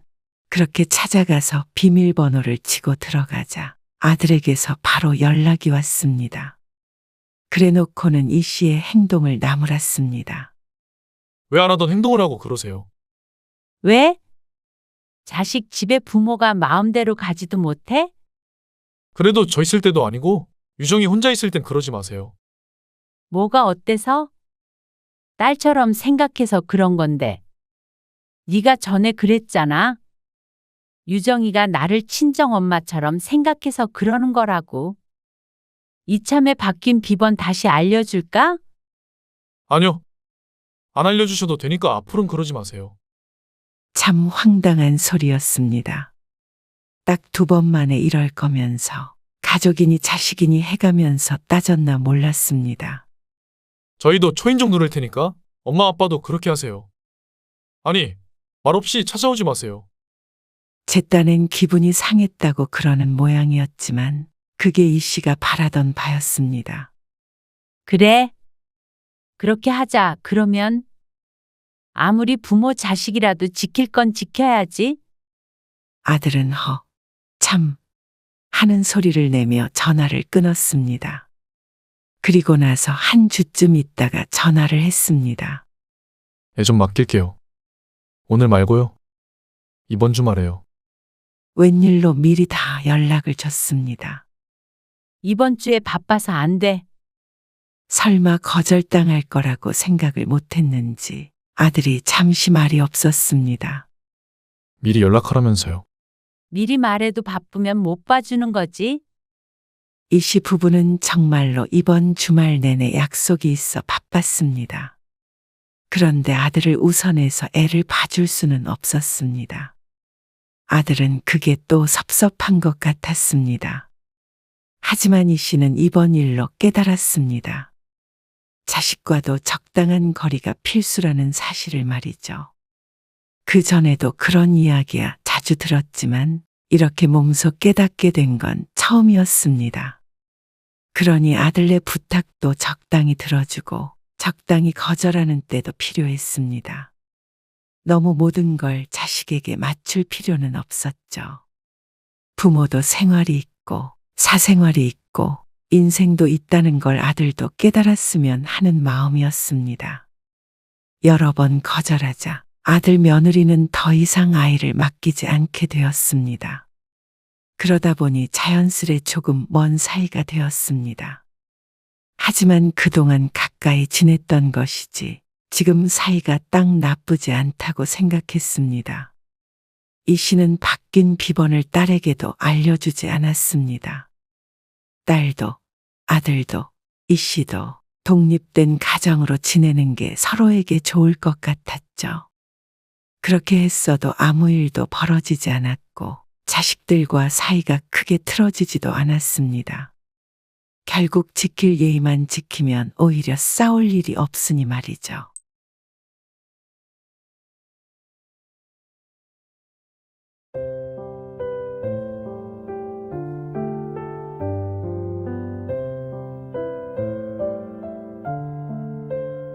몇 평이라고? 13평인가? 어쩌니 집이 좁아서 애들 놀 데도 없어. 2분이서 지내시기엔 좋네요. 근데 여기서 자고 가진 못하겠네요. 오늘은 밥만 먹고 갈게요. 아무리 사정이 그래도 그렇지. 이러면 우리가 어떻게 와? 아, 그냥 다음 명절엔 밖에서 외식해야겠다. 아이고, 그럴래? 여기서 먹는 것보단 그게 낫겠지? 그리고 집으로 바로 갈게. 서운하진 않지? 에이, 서운하긴. 오늘 이야기 속 주인공은 65세 강목단 씨입니다. 그리고 그녀의 아들과 딸에 관한 이야기이죠. 아들, 딸이 명절에 온다고 하면 반가웠습니다. 손주들도 물론 눈에 넣어도 아프지 않았죠. 하지만 오면 반갑고 가면 더 반갑다는 말은 괜히 있는 것이 아니었습니다. 강 씨를 위한 말 같기까지 했습니다. 아들 며느리 눈치 보느라 신경줄이 남아나질 않고 딸과 사위가 오면 손주들 뒤치다꺼리 하느라 몸이 나만하질 않았습니다. 그러니 시간이 지나면 지날수록 명절이 설레기보다는 두렵기도 했습니다. 꼭 며느리가 명절이 다가오면 긴장되듯이 말이죠. 하다못해 잠이라도 돌아가서 잤으면 하는 생각까지 들었습니다. 자고 가면 신경 쓸 것이 한두 가지가 아니었습니다. 씻는 것, 먹는 것, 잠자리까지 하나하나 봐주는 것도 힘들었고, 술을 왕창 먹으니 음식 해다 바치는 것도 번거로웠죠. 명절에 가끔 자식들이 한데 모이기라도 하면 바람 잘 날이 없었습니다. 그냥 조용히 밖에서 밥 한 끼 먹고 헤어졌으면 하는 게 강 씨의 바람이었습니다. 그런데 자고 가지 말라고 해도, 명절에 아예 오지 말라고 해도 제멋대로인 자식들. 그렇다면 강 씨 부부가 피해갈 수밖에 없었습니다. 강 씨는 아들 하나, 딸도 하나였습니다. 한때는 대가족을 이루는 것이 꿈이었습니다. 강 씨가 어릴 적엔 당시에 드문 외동딸이라 외롭게 컸기 때문이었습니다. 경제적 여건 때문에 둘만으로 만족을 해야 했지만 지금 생각해보면 거기서 멈췄던 것이 다행이었습니다. 자식을 두어 더 낳았다면 어땠을까 생각하면 고될 것이라는 상상밖에 되지 않았습니다. 자식들이 큰 사고를 친다거나 발길을 끊는다거나 하는 것도 아니었습니다. 주변 사람들 말을 들어보면 그런 경우 때문에 다들 말년에 괴로워하는데 말이죠. 하지만 그럼에도 불구하고 나이가 들면 들수록 자식들은 강 씨 부부를 애먹였습니다. 오죽했으면 자식이 그만 찾아왔으면 하는 생각까지 했을까요? 자식들 다 시집 장가 보내니까 한숨 좀 돌릴 것 같아. 나도 그래. 딸내미도 벌써 애가 둘이지. 세월 참 빠르다. 그러네. 시집 안 간다던 딸내미도 어떻게 잘 살고 있네. 아이고 손주들 많아 부럽다. 나이 들면 그 재롱 보는 맛에 사는 거지. 친구의 말에 강 씨는 웃었습니다. 아들은 일찍이 독립해서 따로 살다가 10년 전에 결혼을 했습니다. 그리고 딸도 4년 전에 결혼을 했는데 그때까지도 독립하지 않고 강 씨 부부와 살고 있었죠. 시집을 안 가겠다는 말까지 해서 제 아버지 뒷목을 잡게 하더니 지금은 벌써 두 아이의 엄마가 되었습니다. 그리고 아들도 자식이 둘이라 강 씨 부부는 손주가 넷이나 됐죠. 며느리랑 사이는 좋다고 그랬었나? 나는 우리 며느리랑 통화해 본 지가 한 5년은 된 것 같아. 애도 없으니까 뭐 애라도 봐달라는 연락도 할 일이 없고 말이야. 섭섭하다는 듯이 말하는 친구의 말을 들으며 강 씨는 씁쓸한 미소를 지었습니다. 그에 관련해서는 사실 강 씨도 자랑할 것이 없었습니다. 며느리와는 그렇게 가깝지도 또 엄청 멀지도 않은 사이였습니다. 평범하다면 평범한 축에 속하나 사실 모르겠다는 게 솔직한 마음이었습니다. 전화통화는 잘하지 않고 특별한 날에만 한 번씩 전화가 왔습니다. 아들이 결혼한 지 얼마 안 됐을 때는 꽤나 자주 했는지 말이죠. 그때는 강 씨도 처음으로 시어머니 노릇을 하는 거라 몰라도 너무 몰랐습니다. 며느리에게 전화가 오면 그저 좋았죠. 어머님, 생신 축하드려요. 아이고, 고맙다. 제일 먼저 전화를 줬네. 그래요? 그래. 진영이 그놈은 전화도 없어. 지 엄마 생일도 모를 거야. 대신 제가 전화드리잖아요. 그래서 더 좋지. 아 참. 지난번에 싸준 반찬 다 먹었다며? 아, 네. 어머님 안 힘드시면 반찬 좀 더 해주세요. 그래? 맛있게 먹었어? 네. 다 좋아하는 것들이에요. 다행이네. 밥 잘 챙겨 먹어. 임신하면 가만히 있어도 힘드니까 꼭 든든하게 먹고 다녀야 해. 알겠지? 몸 무거워지니까 밥도 진영이한테 차리라고 하고. 네. 그렇게 할게요. 당시에 첫째를 임신하고 있던 며느리이기 때문에 자꾸만 걱정이 되었죠. 아들도 원했고 며느리도 요리하는 게 점점 힘들어진다고 했습니다. 그래서 강 씨가 종종 반찬을 해다가 갖다 주었습니다. 뭐 특별히 먹고 싶은 거 있니? 글쎄요, 저는 다 좋아요. 너무 많이는 말고요. 조금씩만 해주세요. 집에서 밥을 잘 안 먹으니까.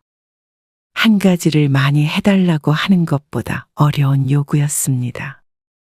그래도 며느리가 먹고 싶다는데 10가지, 20가지를 해서 갖다 주어도 좋았죠. 그래. 알았어. 내가 다음 주 금요일 오전에 그쪽으로 갈 일이 있는데 가는 김에 너희 집에 들려서 잠깐 주고 가려고. 집에 있지? 아마 집에 있을 거예요. 식사하고 가세요? 아니야. 약속이 있어서 가는 거라 오래 안 있어. 네. 집에 찾아가거나 용건이 있을 땐 종종 이렇게 강 씨가 전화를 걸기도 했습니다. 아들에게 볼 일이 있을 땐 아들에게, 며느리에게 볼 일이 있을 땐 며느리에게 전화를 거는 게 당연하다고 생각했었죠. 일주일 전에 며느리에게 방문 예고를 하고 방문 전날에 장을 봐서 며느리가 말한 대로 여러 가지 음식을 해서 소분한 뒤에 큰 가방에 차곡차곡 넣었습니다. 보기만 해도 배가 부를 것 같았습니다. 오셨어요? 아이고, 진짜 무겁다. 이리 주세요. 임신한 애가 이런 거 들면 안 돼. 여기 식탁 위에 꺼내놓을 테니까 네가 넣어. 마음 같아서는 냉장고 안에 정리해주고도 싶었지만 왠지 좋아하지 않을 것 같아서 거들기만 했습니다. 잘 먹을게요. 그리고 30분 정도를 거실에 마주보고 앉아서 이런저런 얘기를 나누었습니다. 거진 아들에 관한 얘기였고 곧 태어날 손주에 관한 일이 주제였습니다. 벌써 가시게요? 주섬주섬 짐을 챙기는 강 씨에게 며느리가 물었습니다. 어쩐지 아쉬워하는 것 같기도 해서 기분은 좋았습니다. 약속이 있다고 했잖아. 지금 가야 안 늦어. 그래요? 그럼 조심히 가세요. 얼른 들어가 쉬어. 배웅하려는 며느리를 강 씨가 만류했습니다. 그리고 약속 장소로 가서 며느리에게 들렸다 오는 길이라고 했더니 친구가 깜짝 놀라며 물었습니다. 며느리가 좋아해? 당연히 좋아하지. 반찬 해달라고 해서 6가지나 해다가 직접 갖다 줬는데 그러면 다행이고. 친구가 말끝을 흐리며 의문스러운 반응을 보였습니다. 왜? 문제 있어? 그게 아니라 요새는 그렇대잖아. 아들네는 가는 거 아니라고. 특히 며느리만 있을 때. 왜? 혼자 있는데 시부모가 찾아오면 얼마나 불편하겠어? 그냥 반찬만 전해주고 온 건데. 그래도 차라리 아들한테 반찬을 보내던가 해야지. 친구의 말에 강 씨가 고개를 갸우뚱했습니다. 아들은 회사에 다니고 며느리는 집에서 몇 시간씩 재택근무를 하고 있었습니다. 강 씨는 상대적으로 시간이 많으니 갖다 주면 더 좋아할 거라고 생각했죠. 전화도 그렇게 자주 하고 그러지 말어. 일주일에 한 번은 해. 그럼 좋을 리가 있겠어? 별말 없던데. 모르는 소리지. 뒤에서는 둘이 분명 싸울 거야. 그 말에 잠시 근심스럽기는 했지만 강신의 아들 며느리에게는 해당되지 않은 이야기라고 생각했습니다. 아마 며느리와 사이가 좋지 않은 친구라 질투를 하나 보다 싶었습니다. 내 말 들어서 나쁠 거 없어. 그런데 그 말을 흘려들은 걸 나중에 후회했습니다. 아이가 6개월 정도 되었을 때 명절에 아들 며느리가 왔습니다. 어머님, 이리 주세요. 설거지 제가 할게요. 그럴래? 그럼 나는 반찬 남은 것 좀 정리할게. 아들과 남편은 아이를 보고 있었고 며느리는 싹싹하게 강씨 옆으로 와 설거지를 돕겠다고 나섰습니다. 요리를 하면 옆에서 거들었고 과일도 자기가 깎겠다며 칼을 가져갔죠. 그러니 친구가 강씨 보고 며느리를 잘 봤다며 눈을 흘기던 모습이 떠오를 수밖에 없었습니다. 웃으면서 밥도 먹고 얘기도 나누고 아이도 보고 즐거운 시간을 보냈습니다. 다음 날까지 머물다 간 터라 힘들긴 했어도 자식 얼굴, 손자 얼굴 보니 좋았죠. 애기 잠들었을 때 얼른 가. 운전 조심하고. 네. 도착해서 연락드릴게요. 강씨 부부가 아들 내외를 배웅했습니다. 그리고 5분쯤 흘렀을까. 이건 뭐야? 아, 그거 애들 주려고 싸놓은 반찬들인데. 아이고, 얼른 가봐야겠다. 아직 출발 안 했겠지? 강씨가 다급히 쇼핑백을 들고 집 밖을 나섰습니다. 2층이라 다행이었습니다. 계단을 내려가 바깥 주차장을 두리번거리자 천만다행으로 아들 내외가 차 옆에 서 있는 것이 보였습니다. 애는 이미 태웠는지 보이지 않았습니다. 그런데 반가운 마음도 잠시 아들과 며느리가 그냥 대화를 나누는 게 아니라 다투고 있는 중인 듯 했습니다. 내가 이만큼 했으면 당신도 좀 더 빨리 일어나자고 했어야지. 아침에 밥만 먹고 일어났는데 이보다 더 빨리 어떻게 일어나? 그리고 음식하거나 설거지하면 좀 거들 수 없어? 언제는 애 보고 있으라며. 애 안고 있는 게 더 힘들다고. 명절에는 아니지. 아무튼 왜 명절엔 여자들만 힘들어야 해? 그러니까 내가 적당히 하라고 했잖아. 그리고 어차피 엄마가 거의 다 하시잖아. 그렇다고 안 힘든 줄 알아? 당신이 며느리 돼봐. 엄마가 눈치도 안 주는데 당신 혼자 왜 그래? 이런 사람이랑 내가 무슨 말을 하냐? 아, 도대체 왜 그러는 거야? 매번 명절마다. 왜 이렇게 싸워야 돼? 왜 그런 식으로 말해? 솔직히 요즘 세상에 나 같은 며느리가 어디 있어? 시어머니 전화도 잘 받고 명절에도 와서 일하고. 나는 뭐 안 해. 장모님이랑 장인어른한테 나도 잘하려고 노력하잖아. 그리고 솔직히 좋은 며느리는 아니지. 반찬도 해다 줘도 잘 먹지도 않으면서. 아, 몰라. 나도 싸우는 거 지겹다. 강씨는 귀신이라도 본 표정으로 뒤돌아섰습니다.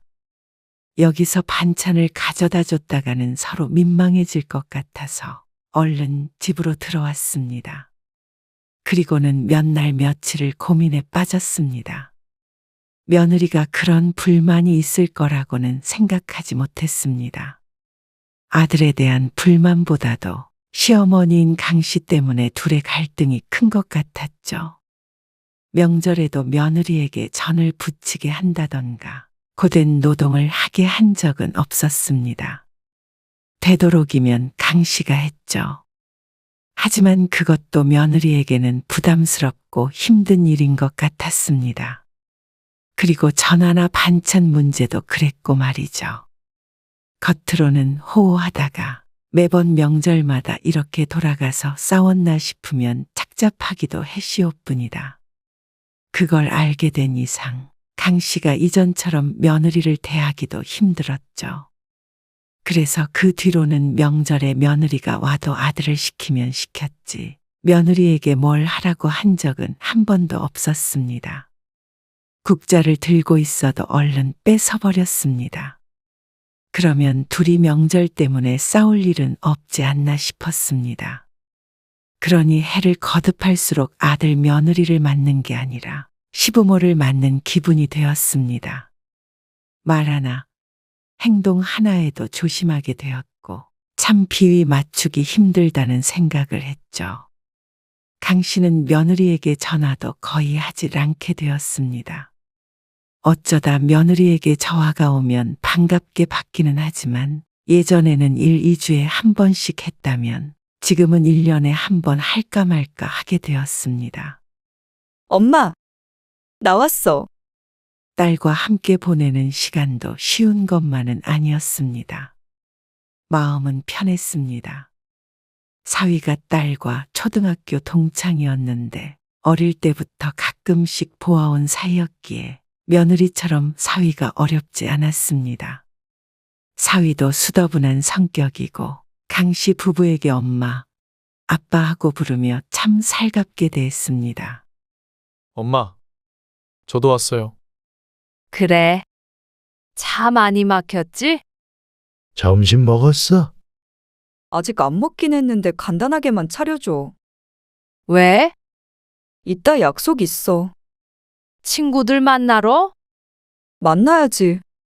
그 친구들은 명절인데 아무 데도 안 간대? 다 여기 사는 친구들이니까 저녁에 잠깐 나오는 거지. 딸과 사위의 고향이라 명절에 내려오면 둘을 무척이나 바빴습니다. 그래서 이따 애들 좀 봐줘. 또 둘 다 놓고 가게? 그래야지. 모처럼 쉬러 왔는데? 술 한잔하고 오려고요.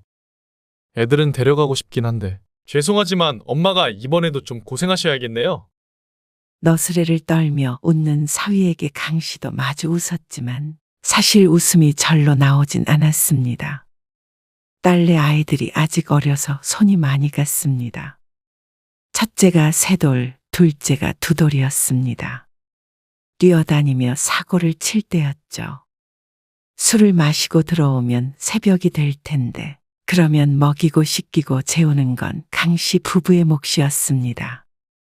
그러면 저녁밥 안 먹어. 나가서 먹어야지. 그러고서는 작은 방으로 쏙 들어가 버리는 딸과 사위. 거실에 남은 아이들은 벌써부터 우당탕 소리를 내며 말썽을 피우고 있었습니다. 남편이 뒷공무니를 쫓아다니며 안절부절하고 있었죠. 강 씨는 한숨을 쉬며 딸내가 먹을 밥을 간단히 차렸습니다. 이미 점심때가 지난 시간이라 강 씨 부부는 진작 먹은 상태였습니다. 잠시 후에 딸은 사위와 함께 밥을 후딱 먹고 다시 방으로 들어가 버렸습니다. 쉬러 왔다더니 정말로 휴식만 취하는 듯 했습니다. 강 씨는 딸이 먹은 것을 얼른 치웠습니다.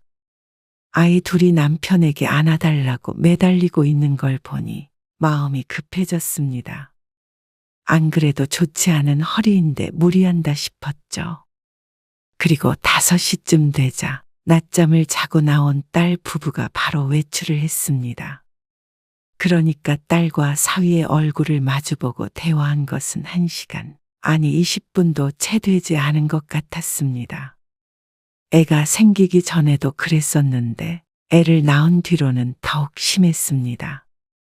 부모를 만나러 명절에 내려오는 게 아니라 아이를 맡기고 일탈을 하기 위해서 오는 것 같았습니다.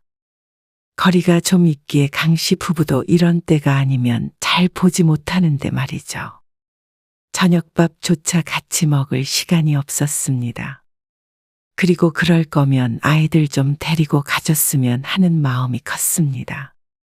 명절 전날부터 아들 내외 챙기고 또 딸내 손주들 하루 종일 보고 내일 아침까지 수발들 생각을 하니 눈앞이 깜깜해지는 기분이었습니다. 결국 딸과 사위는 새벽 2시 반에 집에 들어왔습니다. 아침에는 아주 늦은 시간에 일어나 결국엔 3끼 중에서 한 끼도 함께 먹질 못했습니다. 해장국까지 당당하게 요구하니 황당하기도 했죠. 딸까지 돌아가자 강 씨도 남편도 녹초가 되었습니다. 이렇게 명절을 한 10년만 더 지냈다가는 무슨 병이든 걸릴 것 같았습니다. 그리고 그 다음 명절도 또 그 다음 명절도 같았습니다. 그냥 이제는 명절에 오지 말래? 그러자 딸은 펄쩍 뛰었습니다. 1년에 내가 쉴 수 있는 유일한 날이 명절이야. 다른 친구들은 친정이 가까워서 매일도 맡긴대. 그리고 아들도 고개를 저었습니다. 아무리 그래도 그건 아닌 것 같아요. 며느리도 그러면 친정의 갈명분이 사라져서 그런지는 몰라도 그다지 달가워하는 기색이 아니었습니다. 그러던 어느 날이었습니다. 엄마, 이번 명절에는 엄마한테 먼저 가기로 했어. 그리고 나서 당일 아침을 먹고 시가에 가겠다는 딸. 사위랑 상의를 해서 그렇게 하기로 했다며 좋아했습니다. 반면에 강 씨는 잠시 고민에 빠졌습니다. 그렇게 되면 딸이 오는 때와 아들이 오는 때가 같아져서 온 식구가 한데 모이는 것이었습니다. 누군가는 좋겠지만 사실 강 씨는 그게 좋을지 의문이었습니다. 따로 와도 힘든데 같이 오면 혼이 나가버리지 않을까 싶었죠. 그리고 강 씨의 예상은 정확했습니다. 엄마, 예전에 작은 집으로 이사 가겠다고 하지 않았어? 그래. 근데 너희가 못 가게 했잖아. 불편할 것 같다고. 근데 내 말 듣길 잘했지? 그랬으면 이렇게 다 같이 모이지도 못하잖아. 몇 년 전에 이사를 할까 생각했던 적이 있었습니다. 이제는 둘밖에 없으니 집을 줄이는 게 여러모로 이득일 것 같았습니다. 결국엔 이것저것 따져보다 자식들이 싫어해 흐지부지 하게 되었었는데 이사했다면 이 많은 식구가 모이지도 못할 것 같았습니다. 자식들과 손주들까지 전부 합치면 총 8명이었습니다. 자식은 둘뿐이었는데 식구가 참 많이도 늘었다 싶었습니다. 거기에다가 강씨 부부까지 합치면 10명이라 집안이 북적북적할 수밖에 없었습니다. 대가족이 부럽지 않았습니다. 하지만 강 씨는 차마 웃지 못했습니다. 오자마자 드러누워버리는 딸, 아들과 술판을 벌인 사위, 그리고 며느리는 눈치 보여서 뭘 시키지도 못하니 10명의 입으로 들어가는 건 거의 강 씨 혼자 준비해야 했습니다. 남편이 옆에서 거둔다고는 하지만 그래도 구할은 강 씨의 몫이었죠. 지연아, 너도 좀 일어나서 도와. 나 쉬러 온 거라니까.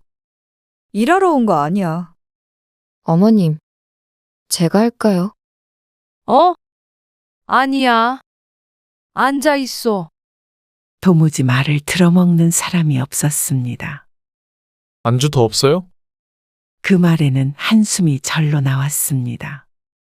뒤늦게 딸과 며느리도 술판에 끼어들었습니다. 아이들은 또다시 할머니, 할아버지에게 매달릴 수밖에 없었죠.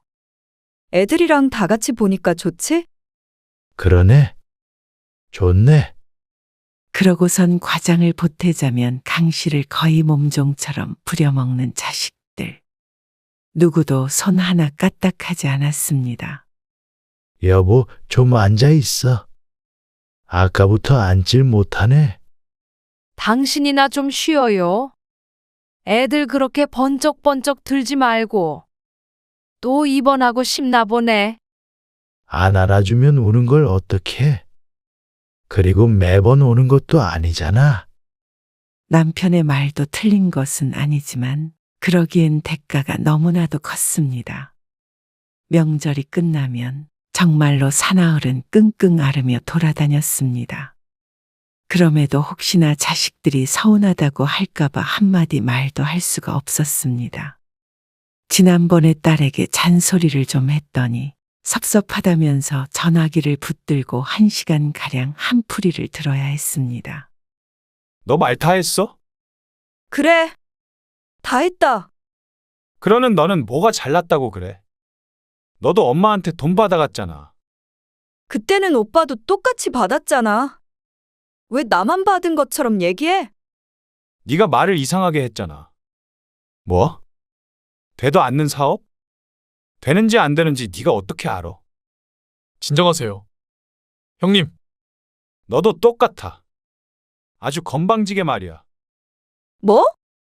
건방지다고? 너 말 다 했냐? 너요? 오빠한테 그렇게 말하는 건 아니죠. 화기애애하게 잘 놀다가 벼랑간 싸우기 시작하는 자식들. 강 씨 남편이 놀라서 말렸지만 소용없었습니다. 어떻게 아버지 계신 데서 저러는지 경악스러웠습니다. 욕이 들리지는 않았지만 충분히 위협적이고 험한 말은 오고 갔습니다. 그렇게 한참을 씨름하다가 30분쯤 뒤에 평화가 찾아왔습니다. 아주 갑자기 말이죠. 싸우던 사람들 다 어디 갔는지 또 술을 왕창 먹고 다들 의기투합했습니다. 난리도 이런 난리가 없었습니다. 명절이 지겨웠습니다. 강 씨의 생일이나 어버이날 등에 가끔씩 이렇게 다 같이 모이는 날이 있었습니다. 그럴 때면 종종 있는 일이었습니다. 그러니 강 씨가 지겨운 표정을 짓는 것도 무리가 아니었습니다. 그 와중에 아이들은 방치되니 이 중에서 괴로운 것은 강 씨 부부뿐인 것 같았습니다. 다들 할머니, 할아버지가 알아서 보라는 식의 태도를 보였습니다. 다 잠들었어? 당신은 애들도 다 자. 거실이 시끌시끌하니 손주들이 잠에 쉽게 들지 않아 늦은 시간까지 강 씨가 재우느라 애를 먹었습니다. 겨우 재운 뒤에도 새벽까지 이어지는 술자리에 중간중간 강 씨가 들어가 막내를 다시 재워야 했습니다. 그리고 나서 같이 설핏 잠에 들었다 깨서 나와 보니 다들 골아떨어진 상태였습니다.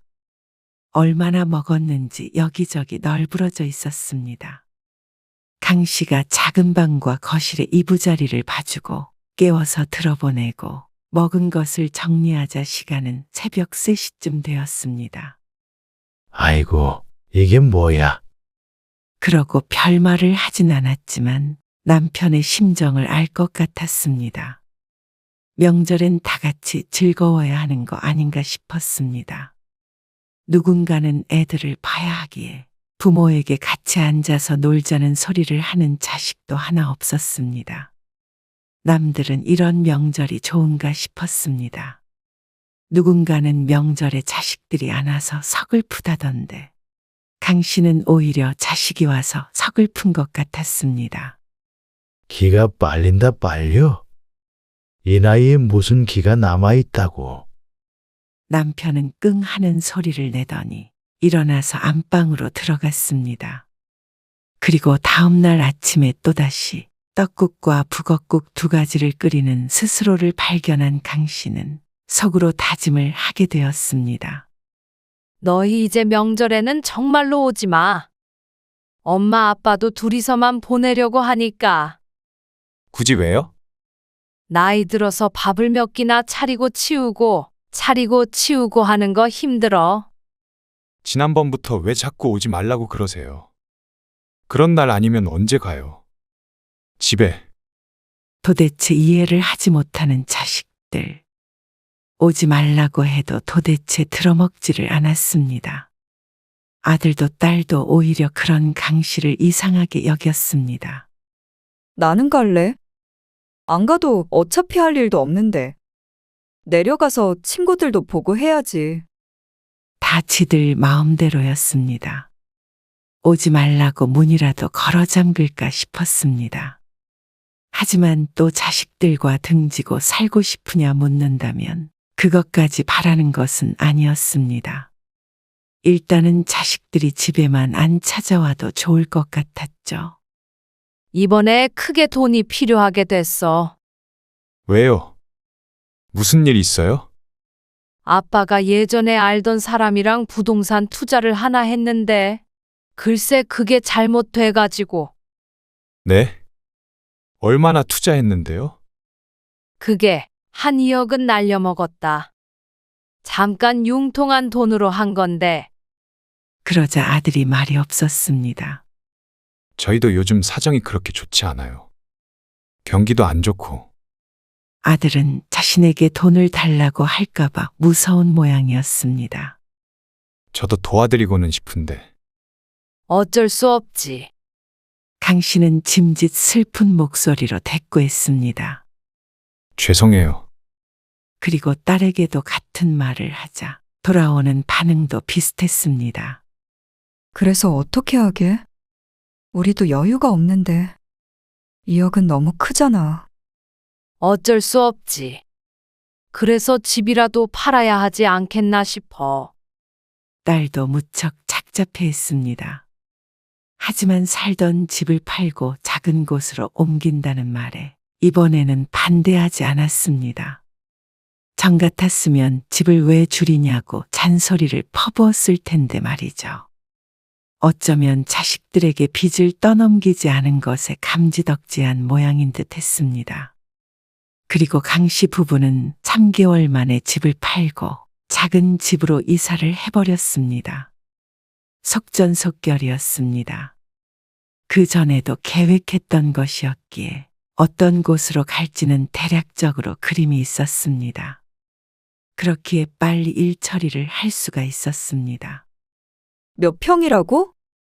13평인가? 뭐? 그런 데서 어떻게 살아? 방도 따로 있어. 딸의 반응이 웃겼습니다. 평수가 작긴 하지만 강씨 부부는 아주 흡족한 집이었습니다. 평수도 둘이 살기에 딱이었습니다. 아담한 거실에 따로 안방까지 있으니 오히려 넓어서 청소만 힘든 큰 집보다는 나았습니다. 진작에 이럴 걸 싶었죠. 그리고 명절이 되자 아들이 내려오겠다고 했습니다. 너희 힘들 텐데 집이 좁아서 애들 놀 데도 없어. 일단 가볼게요. 그런데 막상 본 집의 크기에 놀랐는지 아들도 며느리도 잠시 말이 없었습니다. 두 분이서 지내시기엔 좋네요. 인테리어도 새로 하고 들어와서 딱 보기엔 무척 깔끔해 보였습니다. 근데 여기서 자고 가진 못하겠네요. 거실에서 자려면 자겠지만 오픈된 공간에서 불편하게 자야 할 것이었습니다. 그걸 좋아할 아들 며느리가 아니었죠. 애들도 답답한지 자꾸만 집에 언제 가냐고 물었습니다. 오늘은 밥만 먹고 갈게요. 처음으로 강 씨의 집에서 잠을 안 자고 돌아간 아들.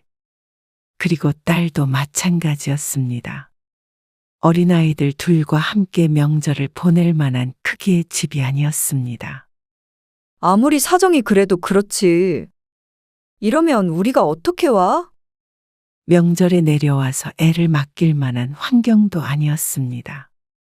거실이 넓으면 알아서 돌아다니라고 할 텐데 여기선 좁고 사방이 닫힐 거리들로 가득 차 있었습니다. 결과적으론 대성공이었습니다. 아, 그냥 다음 명절엔 밖에서 외식해야겠다. 아이고, 그럴래? 여기서 먹는 것보단 그게 낫겠지?